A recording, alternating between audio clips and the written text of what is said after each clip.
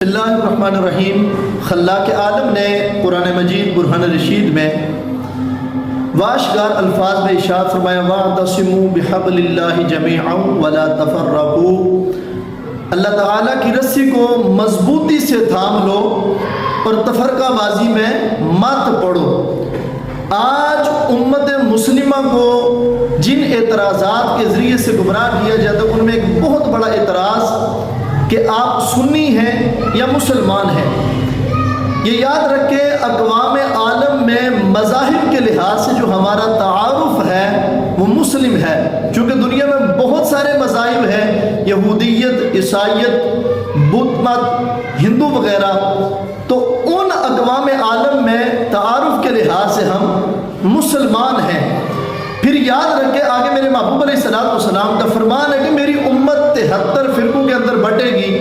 یہ یاد رکھیں کہ یہ فرقے کسی مولوی نے نہیں بنائے، کسی پیر نے نہیں بنائے۔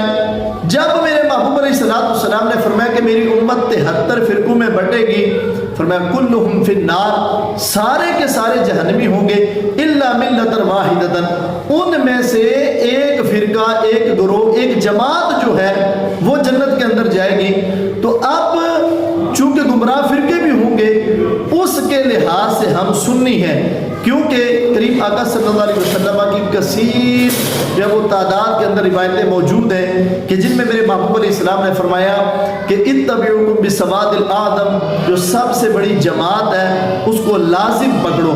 تو 14 صدیوں میں ہر دور میں اہل سنت و جماعت ہی ہمیشہ کثرت کے ساتھ رہے ہیں۔ آج فتنوں کے دور میں بھی 4 تک عالم میں دیکھ لیں کہ سب سے بڑی جماعت کون سی ہے، جو سب سے بڑی جماعت ہے اسی کے ساتھ وابستہ ہونے میں ہی ہماری دنیا اور آخرت کی کامیابیاں ہیں۔ تو اللہ تعالی ہمیں اس سچے گروہ کے ساتھ ہمیشہ وابستہ رہنے کی توفیق عطا